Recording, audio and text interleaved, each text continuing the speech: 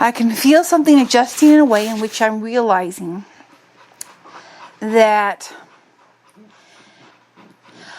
I've been talking about that it all comes back to standing in our divinity.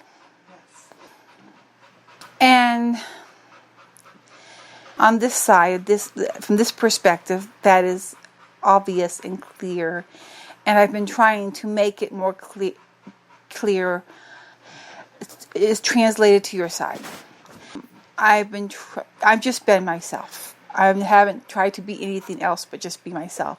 So that you can see that when you're standing in your divinity, you're free, you're open, you have movement, you have fun, you have creativity. But I am finding that as this message is going out, there has been a long programmed concept of rules, restrictions, denial, not following your natural inclinations. You will hear statements like, okay, you have to forgive, you should not judge. They're just always putting up all these rules. Don't be fearful, all these things. All this stuff that starts out with don't or you have to is not benefiting you. And it's very hard.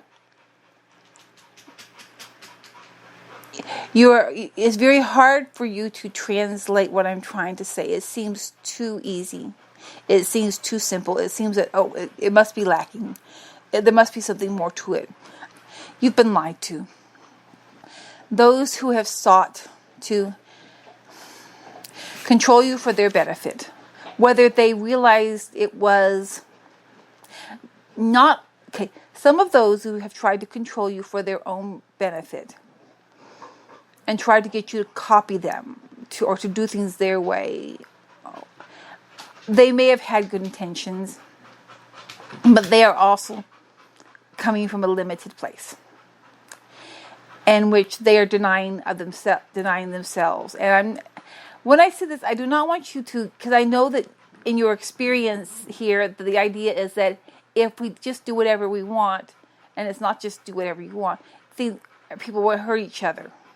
And there will be lawlessness and mean, and it'll be horrible. Lord of the Flies. I know you don't know what I'm talking about, but it will devolve into chaos and hierarchical and destruction. And those are lies to an extent, because when you live in the concept of scarcity and isolation, that does happen. But standing in your divinity is something that is different. And it is strange because the idea of trying to explain standing in your divinity is like, okay, I want you to describe to me how to breathe. And it's not just, okay, take a deep breath in. It is this long, drawn out process. It is like, okay, do this with your lungs and this with your diaphragm. And it's like, and if you try to breathe by thinking about what muscles are pulling in and which pull this muscle tighter, squish that, you can't breathe. You'll die before you figure out how to breathe. And that is what we are seeing is happening when we're saying stand in your divinity. To us, it's like, just be yourself. Just be. It's your natural state. You don't have to think about it. But to us, standing in your divinity is just as it would be on earth, the thought of breathing. You do while you're sleeping, you're doing it. While you're doing other things, you're doing it. It's just happening. You're not sitting there. There are times when you may become aware that you're breathing, but the majority of the time, you just breathe. That is just how it is. But we are realizing that when we say stand in your divinity, too many definitions are coming into the mind as to how to do it, what it means. For you to stand in your divinity, you must find the thing that causes your soul to see the face of God. And by this, I do not necessarily mean you visually actually see a face pop up. That might be a little disconcerting. There is this thing, and for each individual is different because that is what it needs to be. It should never all be like someone else. It is this thing that will move your soul and into a place of awe and wonder. It will have an elation to it. And somewhere you will know you're experiencing something divine.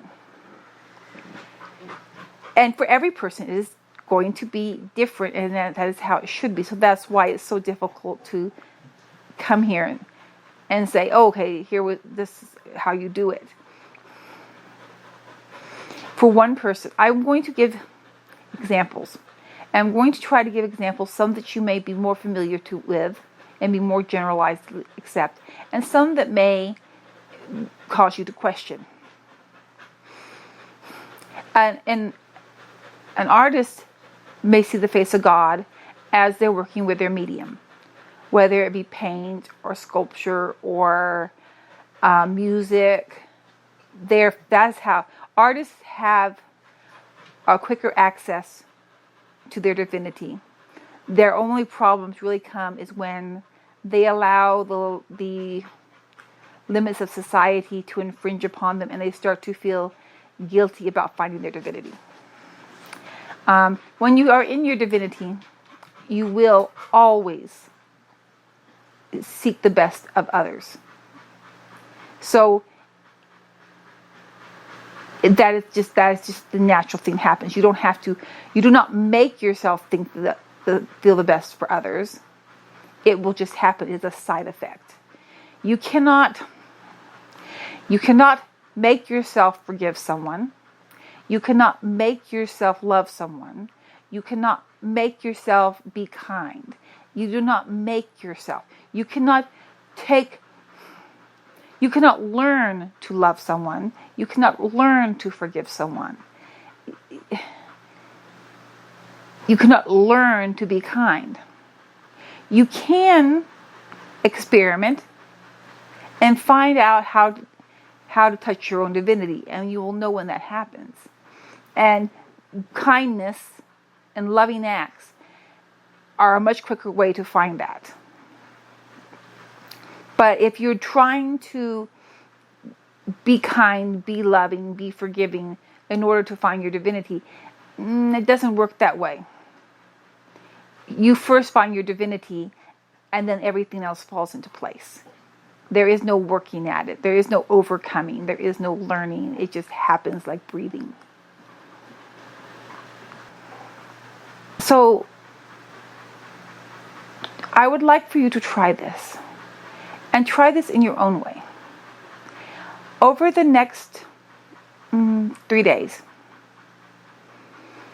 I would like you to just experiment with yourself and notice things yourself. As you go through your day, see what you're doing things when you feel an opening of your soul, an expansion of your soul. If you feel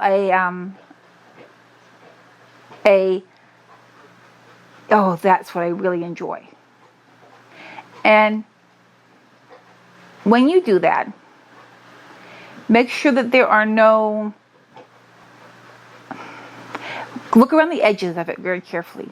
See if your expansion is just you can feel it rippling out throughout all the universe and getting a collective, joyful response. If you're quiet and you're noticing, you will feel it. You may not think that I don't feel it, but you do. You just don't know what it is.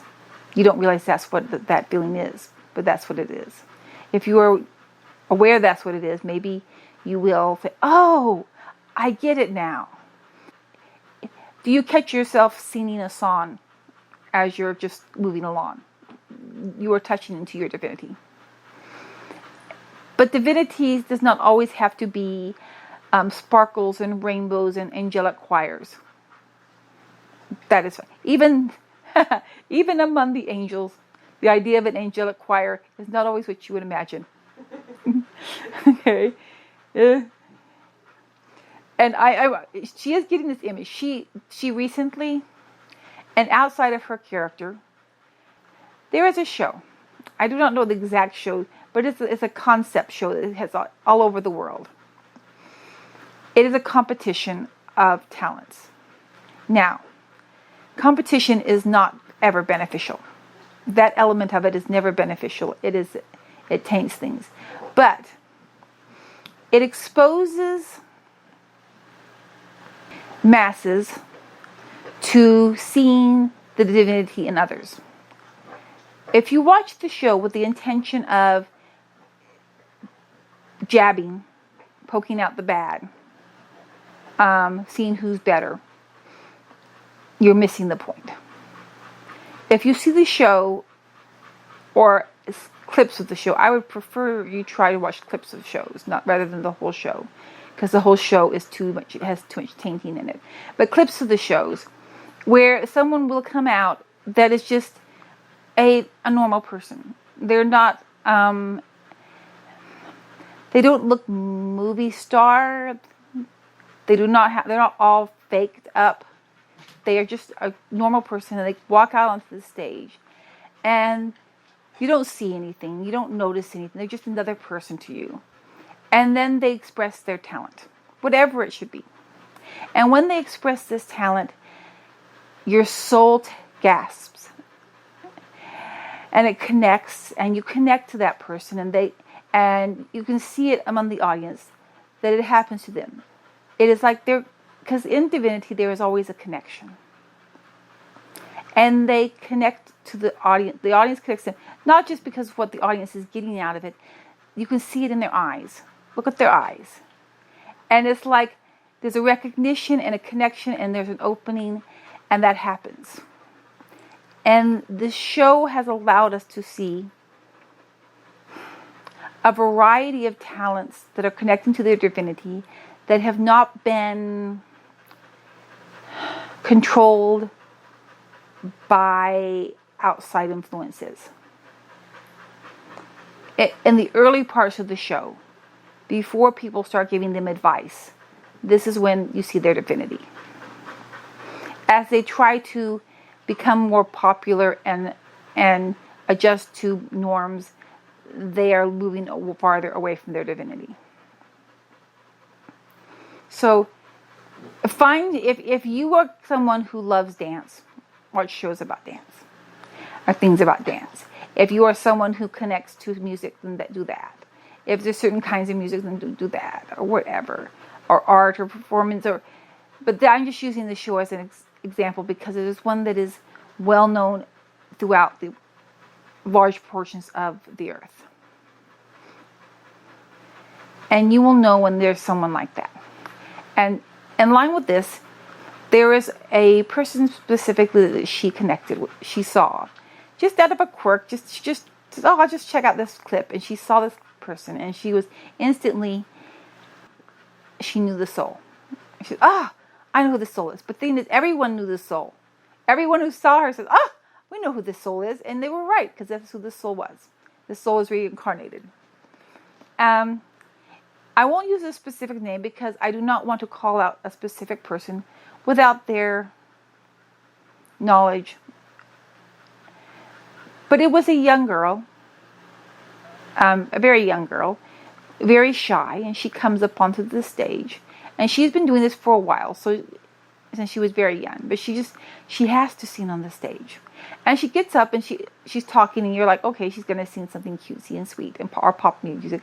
And she turns into something else. And her voice is scratchy and loud and screaming. And it is divinity. It is rock and roll. And it is hard rock and roll. And it is divinity. So that is why I am saying it does not have to be the Georgian chants. Georgian chants may not have anything to do with divinity because they're doing what they're being told to do, and they're being told this is how you get there. That may not do it at all. But standing in your garage and screaming out something might be your divinity. So when we say find your divinity, it is not, don't allow the concepts that have been put forward to you as to what divinity is and what your divinity should be or shouldn't be. You will feel that in your soul. It will feel a connection. You will have to do it. And when you do it, to not do it makes you feel as though you're dying inside.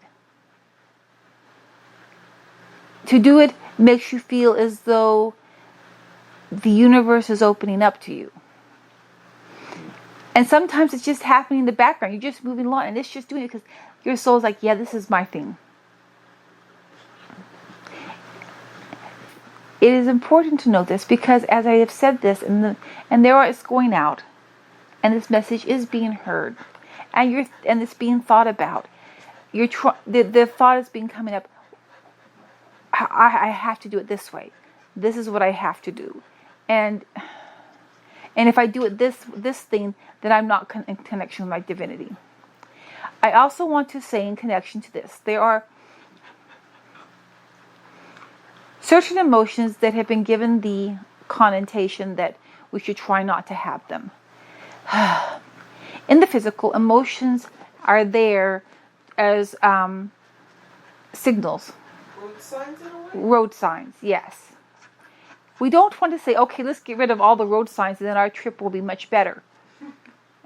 No, you want the road sign that says slippery when wet, or bridge ices in winter, or curves up ahead, or a dead end. You want those signs. Those are for your benefit. So, if your fear is a wonderful, perfect thing, listen to it. Do not. The fear is saying something is not right here. Something is dangerous. Okay?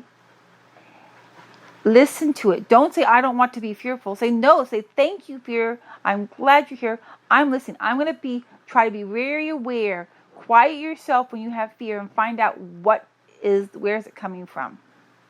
And listen to it. Just listen to it. That is divinity. Pain. When you experience pain, pain is telling you to stop and you have to look at something. Pain is saying that this is my last ditch effort of trying to get you to notice something. Listen to it. You have pain. Don't try to quiet the pain. Don't try to run away from the pain. Sit down. Be quiet. Look at the pain. Listen to the pain.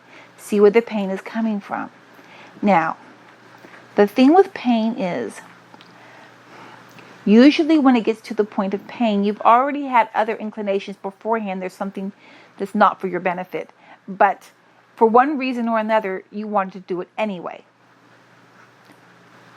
And that is why you get pain.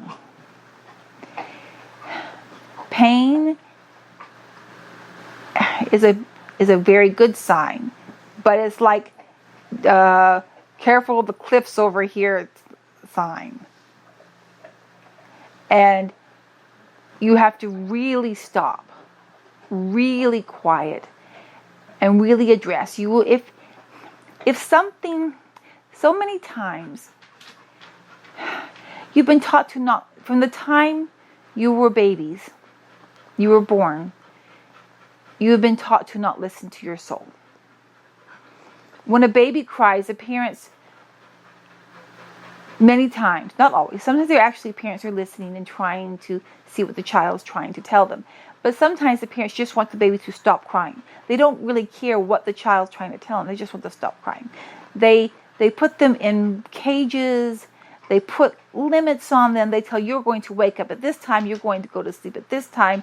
You're going to, they schedule. It is pulling you farther and farther, not just the child, but the parent away from their divinity. Having a child is this opportunity to reconnect to your divinity because the child is so much closer to it. And all the parent does is try to make the child get farther and farther away from the divinity so the parent feels more comfortable.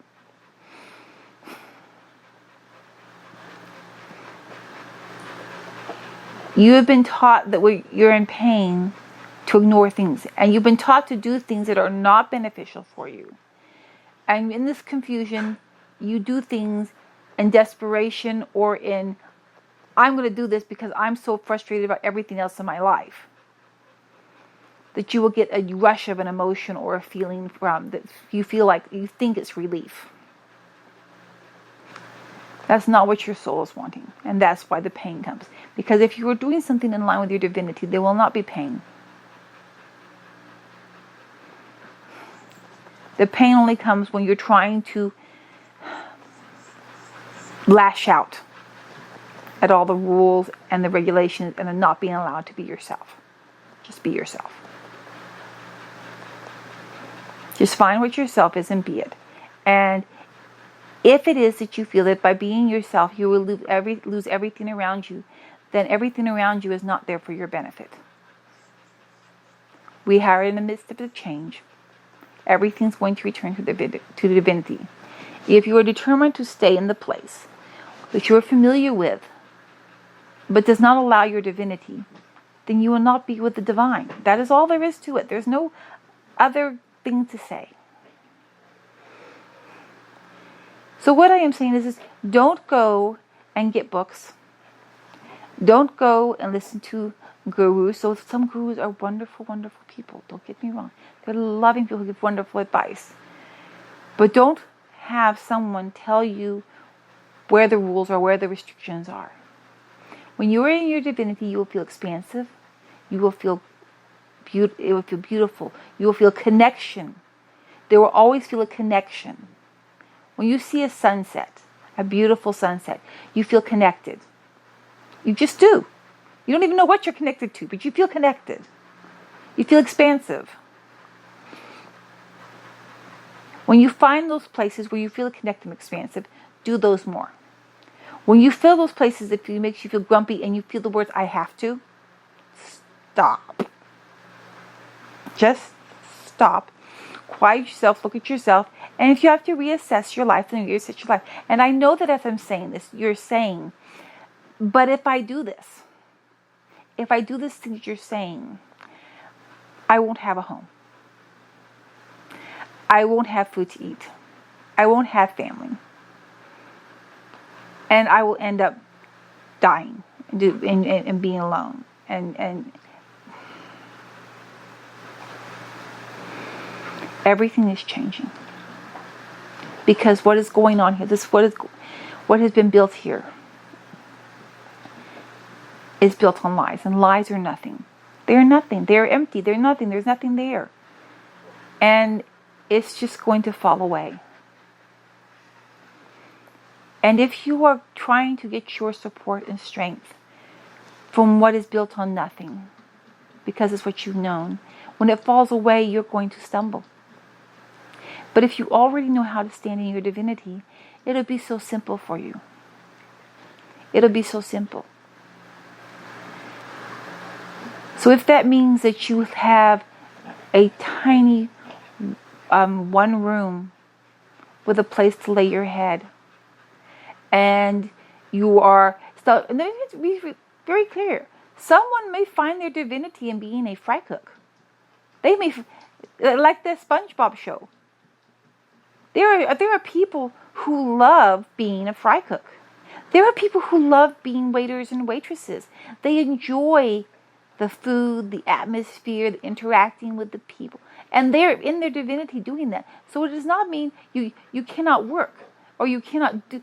It's being part of the whole. You will all find your places and you will all find your divinity. I mean, even someone who may work, and I'm going to say specifically, a small factory. But they love tinkering and making things and working with machines. And if that's what you love, and when you're doing it makes you feel great, I mean, it really, and mechanics and stuff like that, that's great. Do that. It is not the society, everything will just fall apart, and you'll just have a bunch of people living out in the woods whistling around. That is not what's going to happen. But if that's what you want to do, that's fine too. But find your path, find your little quirks and things will open up for you. Because when you're in line with your divinity, everything is expansive. And then all that has been false will just fall away. You don't have to go out and tear down what is false, because it's not, there's nothing behind it. It's just going to disappear. It's just going to fall away. It's not going to be there.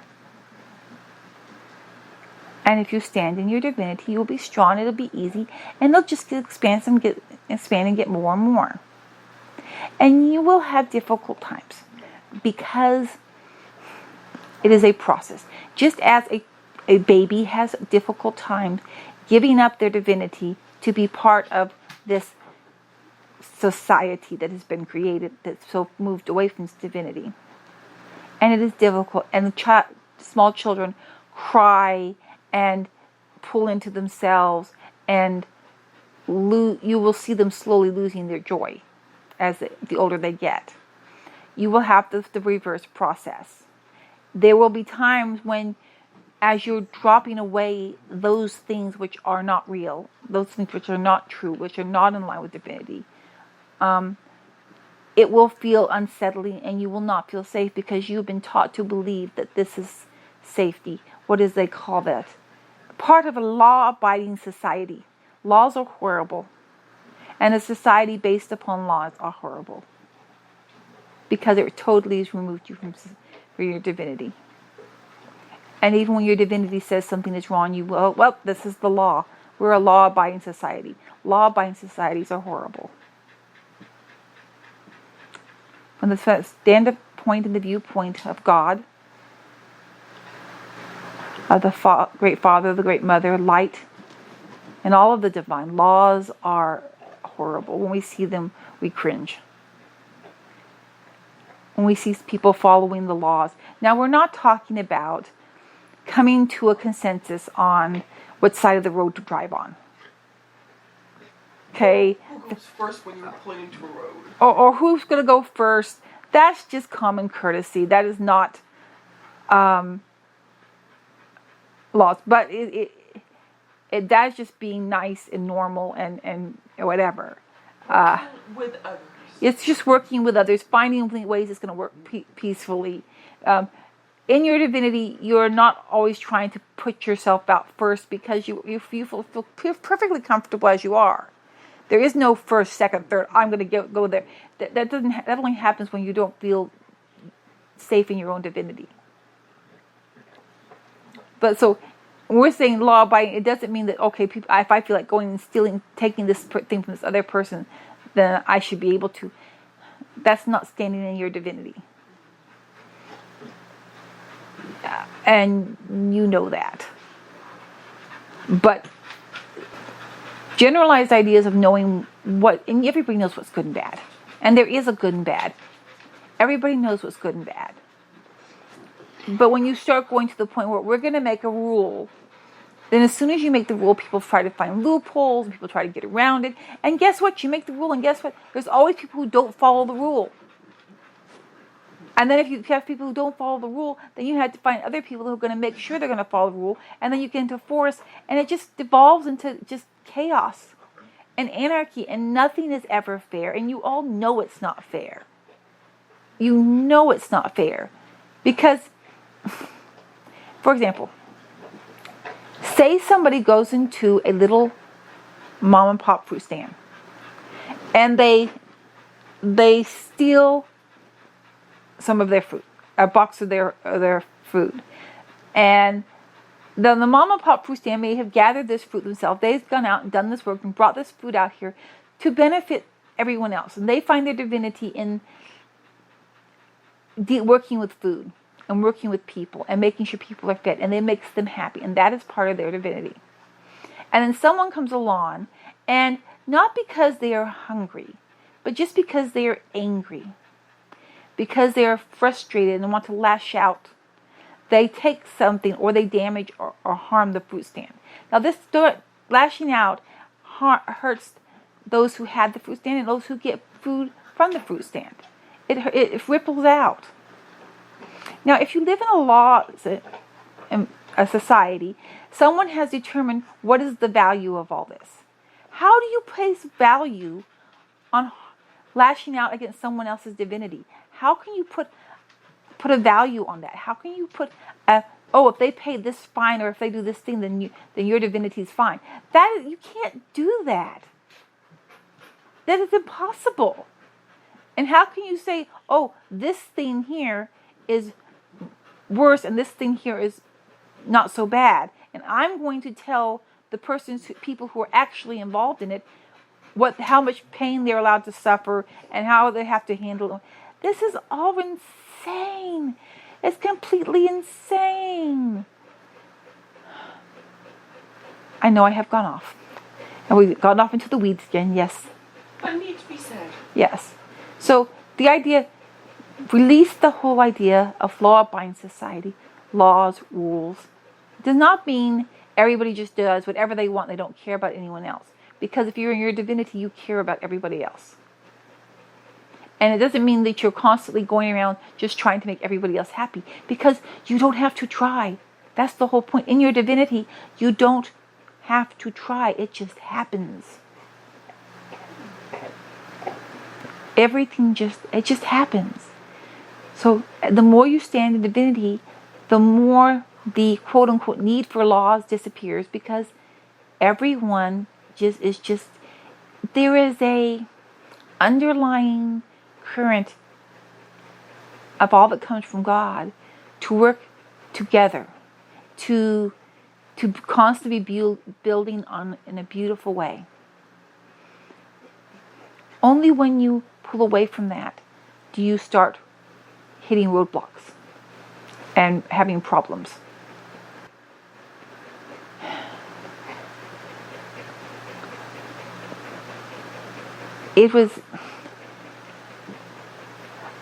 We were seeing not just what is happening now, but we're seeing the unfolding of this in the bigger picture. And it is better to deal with it early on than to wait. Because as we were saying, stand in your divinity, we are seeing it being translated, not mistranslated, but too much stuff is being added onto it. Don't put rules on yourself or others. Just look for those moments. Notice them and bring more and more into your life. And as you bring more and more into your life, things will work out better and better. And I know you believe that as you do this, those who are not of their divinity are going to cause problems for you. And they will. There is also a pulling together. Those of divinity naturally work together in harmony. And those who are not of divinity and do not like the divinity and who find it distasteful will naturally not want to be around you. Now, the process of separating from each other may be uncomfortable, unsettling, and at times you may even feel heartbreaking, because your heart may have attached itself in an artificial way to others. Because even and to the point of parents and children, many parents and children's relationships, their connection is very artificial. It's not within divinity. It's rules. It's I have tos. It's fear. It's many things.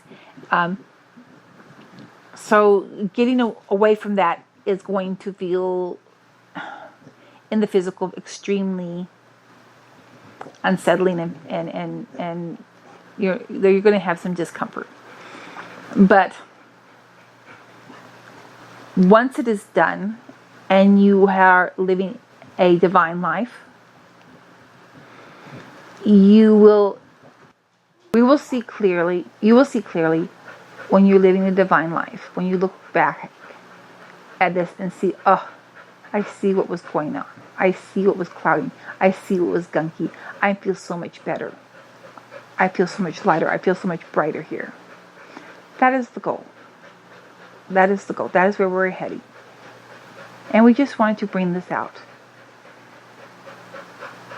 for your benefit, so that you can be yourself.